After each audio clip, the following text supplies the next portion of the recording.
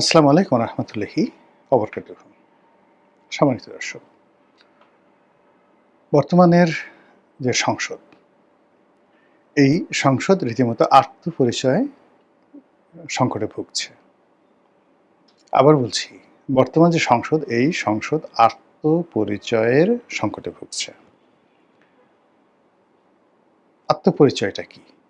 মানে এই যে একটা সংসদ, যেটি ইংরেজিতে বলা হয় ভাইব্র্যান্ট, সেই ভাইব্র্যান্ট সংসদটি সকল মানুষের দৃষ্টি আকর্ষণ করবে। সবাই বিশ্বাস করবে যে এটি সকল ক্ষমতার উৎস বাংলাদেশের রাজনীতিতে, বাংলাদেশের শাসন ব্যবস্থায় এবং দেশ পরিচালনায়। এর উপরে কোনো সার্বভৌম শক্তি নেই। তো এই যে পার্লামেন্টারি ফর্ম অফ গভর্নমেন্ট, প্রধানমন্ত্রী, সরকারি দল, বিরোধী দল, ট্রেজারি বেঞ্চ এবং অপোজিশন, এটার মধ্যেই যে অবিরত সৌন্দর্যগুলো রয়েছে, বা পশ্চিমা দুনিয়াতে যেভাবে এই পার্লামেন্টগুলো চলে, ঠিক সেইভাবে যদি চলে তখন সেটিকে মনে হয় যে এটা একটা সত্যিকার পার্লামেন্ট বা ভাইব্র্যান্ট সংসদ। আমাদের দেশে 1991 সনে, 1996 সনে, 2001 সনে, তারপর 2009 সনে খুব অল্প সময়ের জন্য হলেও আমরা এরকম একটা ভাইব্র্যান্ট সংসদ পেয়েছিলাম। এমনকি সে যে 1973 সনে খুব অল্প ছিল, কিন্তু একটা ভাইব্র্যান্ট সংসদ ছিল না। ৭৯ পার্লামেন্ট যেটা আছে, ৭৯ জিয়াউর রহমান সাহেবের যে পার্লামেন্ট, ওটাও প্রচণ্ড ভাইব্র্যান্ট ছিল। তাহলে এটা চলছে ১৩তম পার্লামেন্ট। তা ১৩তম পার্লামেন্টের মধ্যে প্রথম পার্লামেন্ট ধরেন, যেটা বঙ্গবন্ধুর পার্লামেন্ট। দ্বিতীয় পার্লামেন্ট যেটা সাজিদুর রহমান যে পার্লামেন্টের সরকার দলীয় নেতা ছিলেন, সেটা দ্বিতীয় পার্লামেন্ট। তৃতীয় যে পার্লামেন্ট সেটা হলো ৯১, চতুর্থ ৯৬, ৫ নম্বর হলো ২০০১, আর ৬ নম্বর হলো ২০০৮ বা ৯, 9th পার্লামেন্ট। এই ৬টা পার্লামেন্টকে আপনি বাংলাদেশের ইতিহাসে ভাইব্র্যান্ট বলতে পারবেন। এখন এই পার্লামেন্টগুলো সবসময় কিন্তু কার্যকর হয়নি বা মাঝপথে থেমে গেছে, কিন্তু তারপর যতক্ষণ চলেছে মনে হয়েছে দেশের সমস্ত মানুষের আশা, ভরসা, প্রেম, ভালোবাসা, আগ্রহের কেন্দ্রস্থল ছিল এই ৬টি সংসদ। তাহলে বাকি যে সংসদগুলো রয়েছে, অর্থাৎ আপনি যদি ১৩তম সংসদ ধরেন, তাহলে এটা সহ ৬ হলো ৭টি সংসদ। তো সেই ৭টি সংসদের মধ্যে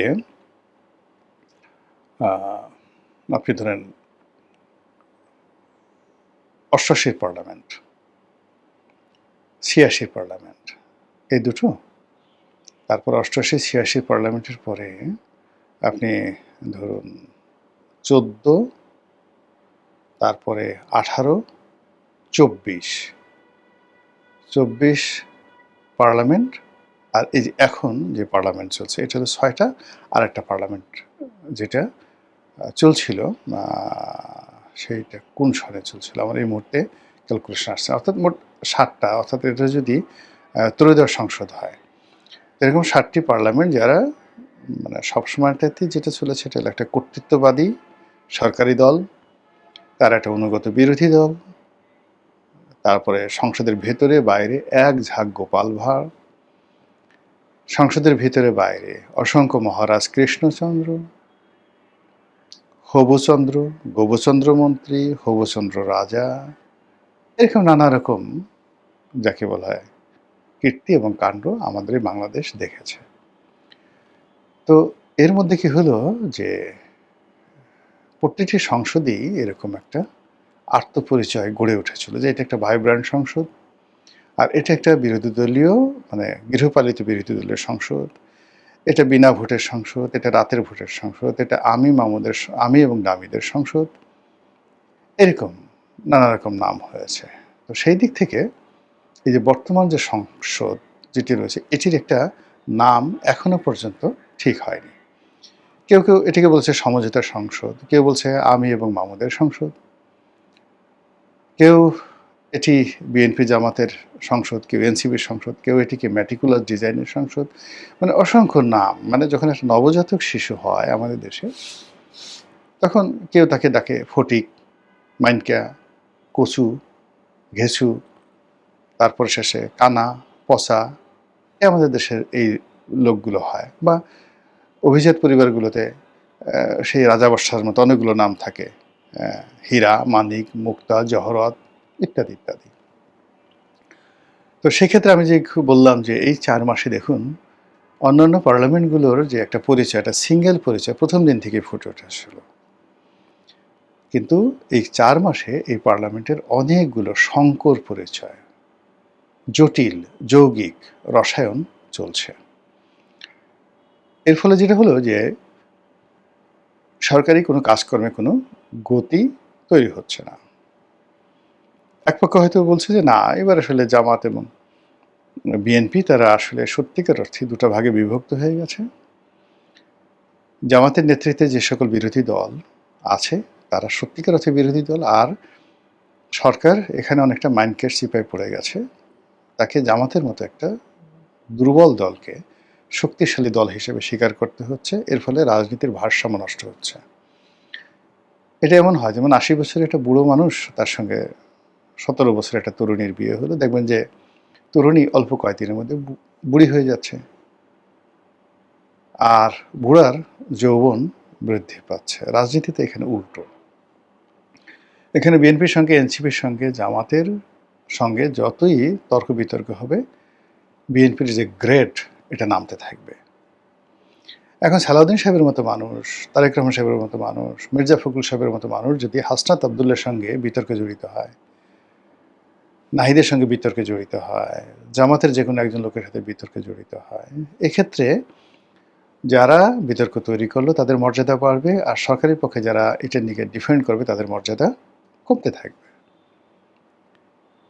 এর কারণটা হলো যে রাজনীতির যে শূন্যতাটা এই মুহূর্তে রয়েছে, সেই শূন্যতাটা কোনো অবস্থাতেই বর্তমান বিরোধী দল দিয়ে পূর্ণ করা সম্ভব নয়। বরং ডে বাই ডে মানে জামাতের যে প্রবৃদ্ধি ছিল, সেই প্রবৃদ্ধি বিএনপি সরকার আমলে গত 4 মাস ধরে এটি নিম্নগামী। সব ক্ষেত্রে মানুষ এখন জামাতকে ছেড়ে যাচ্ছে।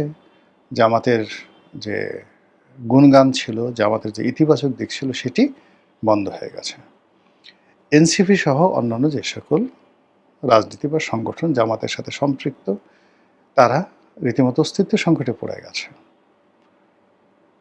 আর অন্যদিকে বিএনপির সাথে যে সকল ছোট ছোট রাজনৈতিক দল যুক্ত হয়েছে, সেটা পার্থর দল, জুনায়েদ সাকির দল, অন্যান্য যারা যারা আছে, আগামীতে এ সকল দলের নাম আর নেতা এই দুজন একত্র হয়ে প্রেস ক্লাবের সামনে দাঁড়াতে পারবেন না।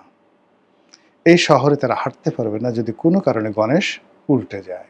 তাহলে বুঝতে পারেন যে রাজনীতিতে এখন যে ভ্যাকুয়াম রয়েছে, শূন্যতা রয়েছে, সেই শূন্যতাটা আরও কমবে। পদ্মার এক তীরে মানে ভাঙন শুরু হয়েছে, তীর ভেঙে গেছে, আর অন্য তীরে শুধু চর পড়ে যাচ্ছে, চর পড়ে যাচ্ছে। তাহলে কি হবে? একটা সময় এটা তিস্তা নদীর মতো ধুধু মানে বালুকা বেলা হয়ে পড়বে। শীতকালে আপনি আমাদের ছোট নদী চলে বাঁকে বাঁকে, সেই রকম বাঁকে বাঁকে চলার মতো অবস্থা তৈরি হবে না। দুই ধার ঢালুতার, উঁচুতার পাড়ি। তো এই যে সেখানে গরুর গাড়ি পার হচ্ছে। আমাদের রাজনীতি নিয়ে আগামীতে এরকম কোনো কবিতাও রচনা করা যাবে না। পুরোটাই শুধু বালি আর কাদাতে পরিণত হয়ে যাবে। আর সেই বালি এবং কাদার মধ্যে যখন জোয়ার আসবে, রাজনীতির জোয়ার আসবে, এটা রীতিমতো বন্যা তৈরি হয়ে যাবে।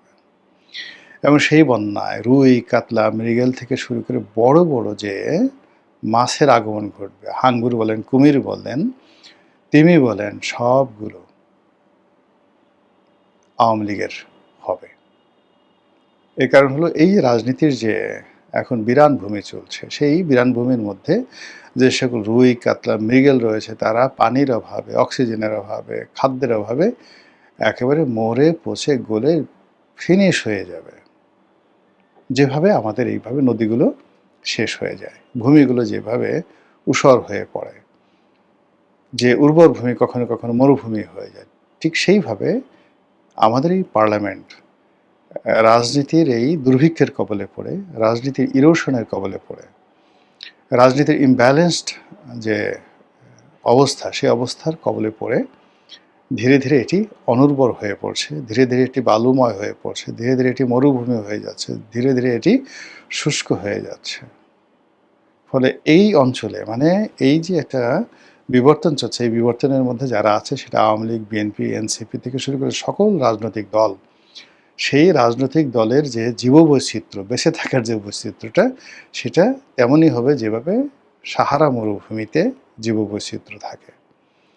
তো সাহারা মরুভূমিতে যদি কখনো জলের প্রবাহ হয়, কিংবা ধরুন আমাদের হঠাৎ করে যদি উজান থেকে তিস্তার পানি ছেড়ে দেওয়া হয়, শীতকালে আপনি গিয়ে দেখবেন পুরো এলাকা ভেসে যাবে। কিছুদিন আগে এভাবে তিস্তার পানি ছেড়ে দিয়ে পুরো এলাকাকে ভাসিয়ে দেওয়া হয়েছে।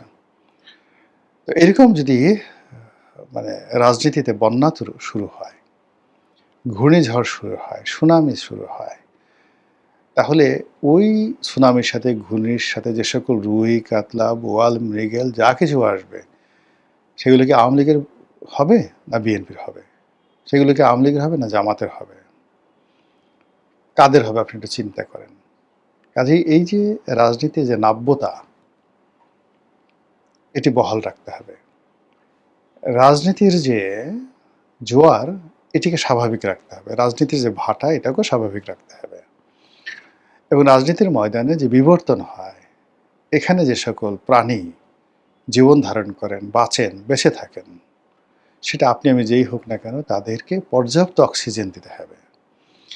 কিন্তু আপনি আইসিইউতে রেখে কোনো অবস্থাতে রাজনীতি বাঁচাইয়ে রাখতে পারবেন না। এখন পার্লামেন্টে আপনি ধরুন এটা শীততাপ নিয়ন্ত্রিত গৃহ, আপনি 2 লাখ টাকা বেতন পাচ্ছেন, বাড়ি পাচ্ছেন, গাড়ি পাচ্ছেন, খাবার পাচ্ছেন, দাবার পাচ্ছেন, ইচ্ছা মতো স্বাধীনভাবে গালাগালি করার সুযোগ পাচ্ছেন। এবং আপনারা জানেন যে পার্লামেন্টের মধ্যে যে সকল আলাপ আলোচনা হয়, সকল আলাপ আলোচনায় কোনো, যাকে বলা হয়, সে সকল আলাপ আলোচনার কোনো বিচার হয় না। কোর্টে এগুলো নিয়ে মামলা করা যায় না। তো সেইভাবে আপনি ইচ্ছা মতো বলছেন, বাহাদুরি দেখাচ্ছেন, কিন্তু এটা কাচের ঘরে বসে লম্ফজম্প করা, আইসিইউর মধ্যে বসে কথাবার্তা বলা। কিন্তু যখন আপনি এই পুরো স্বাভাবিক প্রক্রিয়াতে এই শক্তিটাকে আপনি কোনো জোয়ারের মোকাবেলা করতে দেবেন, কোনো জোয়ারে আসা যে সকল, আপনি দেখেন না যখন জোয়ার আসে কীভাবে মাছগুলো লাফাতে থাকে, তো জোয়ারে যখন নতুন জোয়ারে নতুন পানিতে যখন নতুন মাছগুলো লাফ দেয়, তখন যে কই, মাগুর, শিং যেগুলো কাদার মধ্যে লুকিয়ে ছিল, তারা আর বেরোতে পারে না, কোনো অবস্থাতে বেরোতে পারে না। তো এরকম একটি পরিস্থিতি রাজনীতিতে ঘটতে যাচ্ছে।